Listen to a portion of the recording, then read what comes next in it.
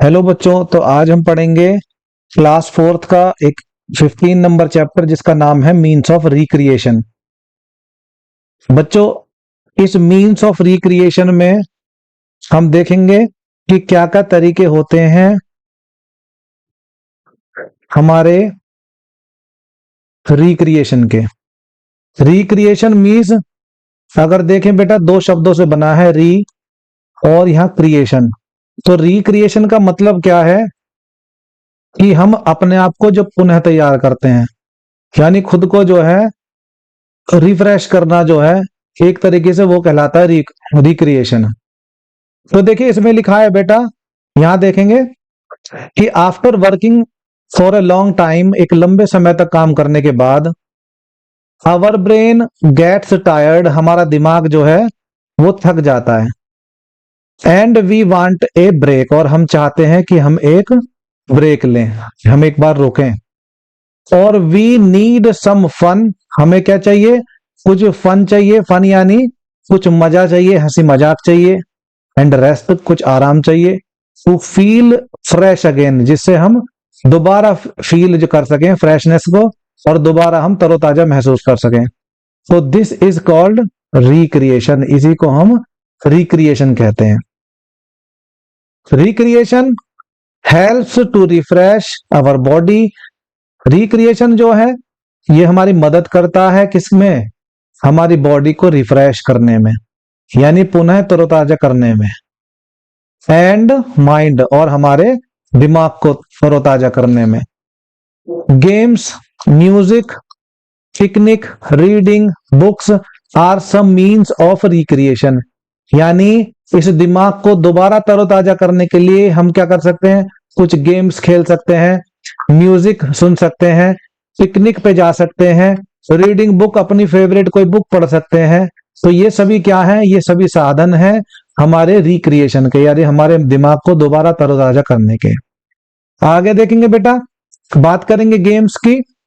तो देखिए, children enjoy, ये सब जानते हैं कि बच्चे जो होते हैं, बच्चे वो सब जो है गेम को एंजॉय करते हैं। कोई भी खेल हो उसको खेलना एंजॉय करते हैं। एट होम, चाहे वो घर पर हो, एंड इन द नाइबरहुड, या फिर पड़ोस में हो। तो नाइबरहुड किसे कहते हैं? पड़ोस को। तो गेम्स रिफ्रेश देयर माइंड, ये गेम्स ही होते हैं जो उनके दिमाग को तरोताजा करते हैं। और and make them feel relaxed, और उनको रिलैक्स्ड मीन्स एकदम शांत और एकदम सुविधाजनक जो है महसूस कराते हैं।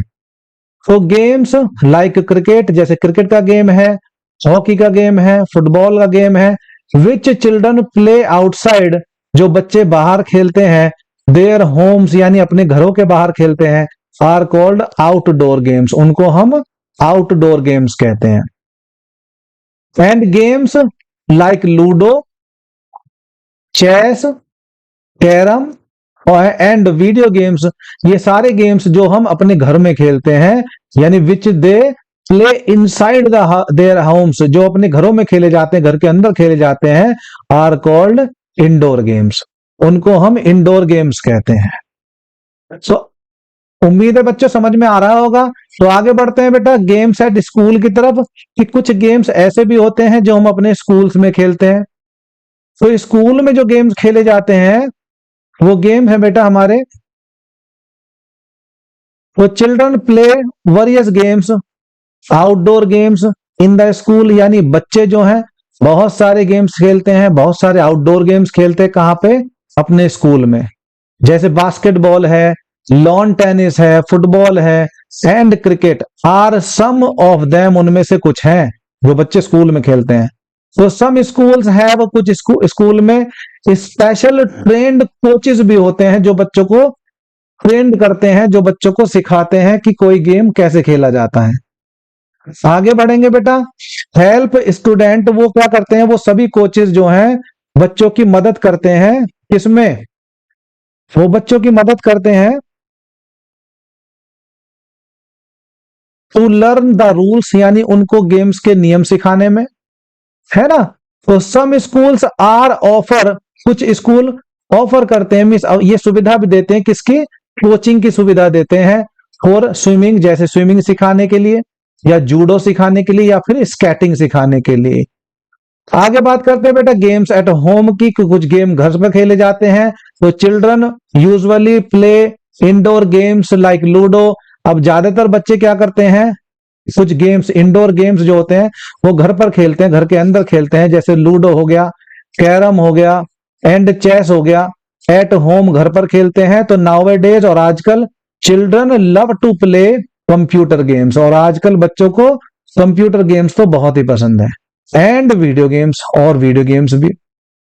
आगे देखिए बेटा reading books, listening to song यानी किताबों को पढ़ना, म्यूजिक गानों को सुनना, एंड वॉचिंग टेलीविजन और टीवी को वॉच करना देखना, और also some ways to spend leisure time. Leisure means बेटा कैसे, सुविधाजनक, आरामदायक या आनंददायक समय बिताने के कुछ मीन्स हो सकते हैं एट होम घर पर।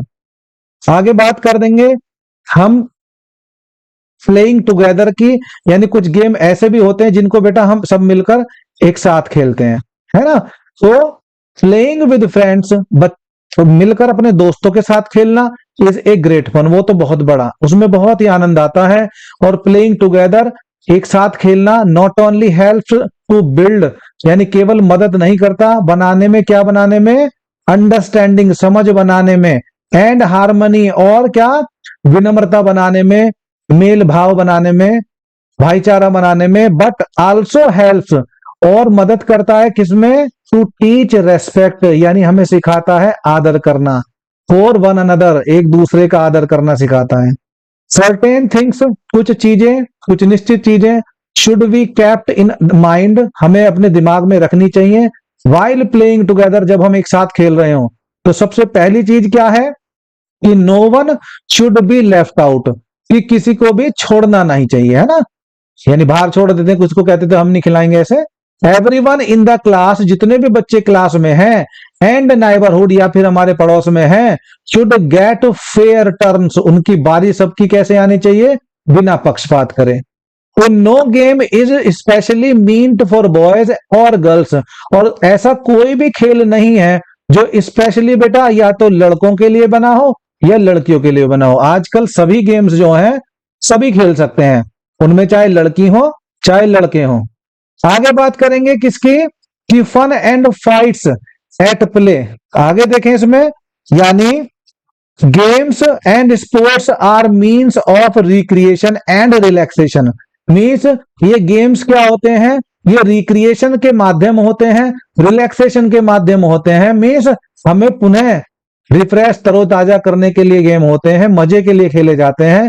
दे also help us to keep fit, इसके अलावा वो हमें फिट रखने में भी, हमें फिजिकल रूप से फिट रखने में भी मदद करते हैं। तो समटाइम्स व्हाइल प्लेइंग, और कभी कभी जब हम खेलते हैं तो there are fights and arguments, कभी कभी झगड़ा और बहस भी हो जाती है अमॉन्ग द प्लेयर्स, यानी खिलाड़ियों में। If such a thing happen, यदि ऐसी कुछ चीज होती है तो you should take a help of a teacher, तो आपको जो है अपने टीचर की मदद लेनी चाहिए, और एन एडल्ट या फिर किसी बड़े की मदद लेनी चाहिए, टू सेटल द इश्यूज, उन इश्यूज को सेटल करने में, आपसी झगड़े को सुलझाने में। तो we should try to resolve such fights peacefully, हमें ऐसी जो फाइट होती हैं, ऐसे जो झगड़े होते हैं, उन्हें पीसफुली यानी शांति से उनको निपटाना चाहिए।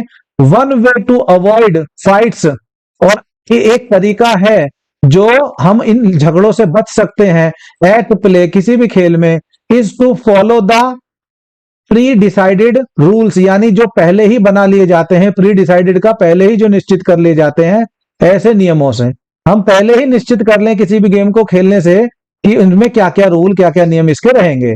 एंड रेगुलेशंस, और जो भी हमारे रूल्स और रेगुलेशन है वो क्या रहेंगे, वो पहले डिसाइड कर लेने चाहिए।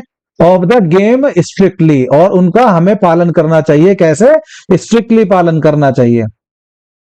आगे बात करेंगे बेटा some other means of recreation की। इसके अलावा देखिए बहुत सारे हमने गेम्स देख लिए, उनके अलावा कुछ और मीन्स यानी कुछ और साधन है जो हमें रिक्रिएशन के लिए हमें काम में मदद करते हैं। जैसे सबसे पहले है काइट फ्लाइंग।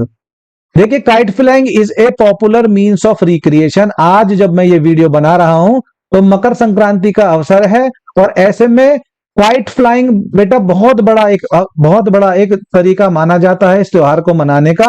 और साथ साथ हमारे जो इस चैप्टर में है रिक्रिएशन के में, तो काइट फ्लाइंग उसमें भी मदद करता है। तो kite flying is a popular means of recreation. Kite flying भी क्या है, एक बहुत प्रसिद्ध मीन्स ऑफ रिक्रिएशन है, यानी हमें तरोताजा करने का, हमें पुनः रिलैक्स करने का एक और सबसे प्रसिद्ध तरीका है, as well as an art, और इसके अलावा एक कला भी है इन इंडिया, हमारे देश भारत में। ऑन मकर संक्रांति पर एंड इंडिपेंडेंस डे और स्वतंत्रता दिवस पर the sky is full of kites, आसमान जो है वो भर जाता है किससे, पतंगों से। ऑफ ऑल शेप्स, अनेक आकारों की, ऑल साइजेस, अनेक आकृतियों की, एंड कलर्स, या फिर अनेक रंगों की पतंगों से आसमान भर जाता है इन सभी अवसरों पर। आगे बात करेंगे, एक और मीन्स ऑफ रिक्रिएशन है जिसका नाम है सर्कस। तो circus is an old and popular means of recreation. Circus भी क्या है, एक बहुत पुराना और पॉपुलर मीन्स माध्यम है रिक्रिएशन का। इसमें क्लाउन्स जो होते हैं, ट्रेपजी जो होते हैं, आर्टिस्ट यानी कलाकार जो होते हैं, एक्रोबेट्स जो होते हैं, एंड जगलर्स जो होते हैं, perform to entertain the viewers, जो परफॉर्म करते हैं, अपनी अपनी जो है कला दिखाते हैं, किसको, व्यूअर्स को एंटरटेन करने के लिए, उनका मनोरंजन करने के लिए, बाय देयर अमेजिंग एक्ट्स, अपने अद्भुत कृत्यों के द्वारा। Many animals are also trained, बहुत सारे जानवर भी जो है उनको ट्रेंड किया जाता है टू एंटरटेन, यानी मनोरंजन के लिए, द पीपल, लोगों के मनोरंजन के लिए उनको भी तैयार किया जाता है। आगे बेटा बात करेंगे फेयर्स की। अब देखिए फेयर्स भारत में है, तो फेयर तो एक बहुत बड़ी, यानी फेयर्स यानी मेलाज, जितने भी मेले होते हैं, are one of the most enjoyable means of recreation and enjoyment. ये सबसे बड़ा एक रिलैक्सेशन का, पुनः अपने आप को रिलैक्स करने का और एंजॉयमेंट का, आनंद लेने का एक बहुत बड़ा साधन है। तो दे हेल्ड इन ओपन ग्राउंड्स, ये लगते हैं कहां पे, खुले मैदानों में, विद लॉट्स ऑफ राइड्स, जिनमें बहुत सारे राइड्स होते हैं, झूले होते हैं, बहुत सारे गेम्स होते हैं, टॉयज होते हैं, फूड होते हैं, एंड अदर फन एक्टिविटीज, और मजे की बहुत सारी चीजें होती हैं। तो बिग फेयर्स, बड़े जो मेले होते हैं, आर ऑर्गेनाइज, वो व्यवस्थित किए जाते हैं ऑन फेस्टिवल्स, त्योहारों पर, सच एज दिवाली, जैसे दिवाली पर, क्रिसमस पर, दशहरा पर, एंड न्यू ईयर, और न्यू ईयर पर किए जाते हैं, नए साल पर। तो मैनी स्टॉल्स, बहुत सारी दुकानें, are set at a fair, यानी उस मेले में लगती हैं। पीपल एंजॉय ईटिंग, लोग खाते हैं, खाने का आनंद लेते हैं। Different kinds of food at fairs, अलग अलग तरीके के खानों का इन मेलों में। फेयर्स लाइक कुंभ मेला, जैसे फेयर है, जैसे मेला है Kumbh Mela, and Pushkar Mela, are organise on some special religious occasion, जो कुछ स्पेशल, जो कुछ विशेष धार्मिक अवसरों पर लगाए जाते हैं। आगे बात करेंगे बेटा फेयर्स, और कुछ फेयर हैं जैसे like India national trade fair, जो कि ट्रेड फेयर है, दिल्ली में लगता है। सूरजकुंड क्राफ्ट मेला, एक सूरजकुंड क्राफ्ट मेला लगता है।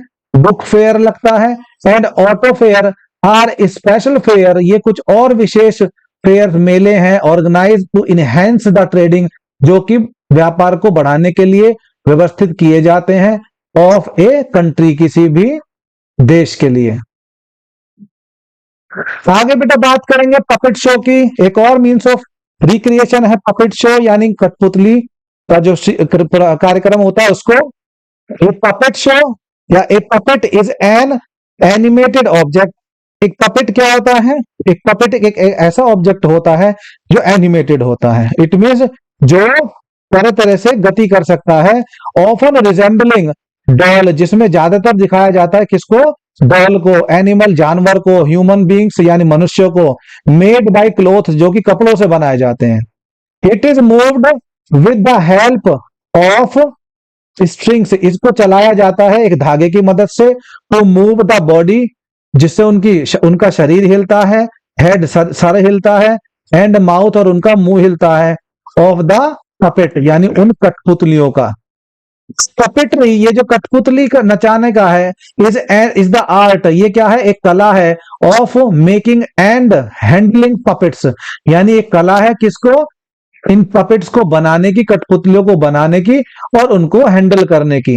एक पपेटियर, एक पपेटियर जो होता है यानी एक कठपुतली वाला जो होता है, इज ए पर्सन, एक वह व्यक्ति होता है, हु मूव्स द पपेट्स, जो इन कठपुतलियों को मूव्स कराता है, जो इनमें गति कराता है, एंड ऑफन स्पीक्स, जो अक्सर बोलता है, एंड सिंग्स, और गाता है, in the voice of the character of puppet, यानी पपेट का जो कैरेक्टर है उसके अनुसार वो डायलॉग भी बोलता है और गाता भी है। तो puppet shows are an old form of entertainment, यह भी एक बहुत पुराना तरीका है किसका, मनोरंजन का। तो पॉपुलर अमंग विलेजेस, और जो कि गांव में बहुत प्रसिद्ध है, यानी गांव के जो ग्रामीण लोग होते हैं उनमें बहुत ज्यादा प्रसिद्ध है। और these shows often tell stories, और ये जो शोज होते हैं अक्सर ये कहानियां बताते हैं, दैट आर ह्यूमरस, जो ह्यूमरस हंसी मजाक वाली होती हैं, एंड हैव ए मोरल, और जिनमें एक मोरल यानी एक नैतिक शिक्षा होती है, एज वेल, साथ साथ। तो such as save girls child, जैसे कि कोई एक कहानी बताते हैं वो कि गर्ल चाइल्ड को कैसे बचाएं, स्मॉल फैमिली यानी परिवार नियोजन के बारे में बताते हैं, और एजुकेशन या फिर किसी शैक्षिक प्रोग्राम के बारे में ये बताते हैं। तो बच्चों, ये थी हमारी वीडियो, आपको कैसी लगी? अगर आपको ये अच्छी लगी है तो कमेंट करके हमें बताएं और हमारे चैनल को सब्सक्राइब करना ना भूलें। जय हिंद, जय भारत दोस्तों।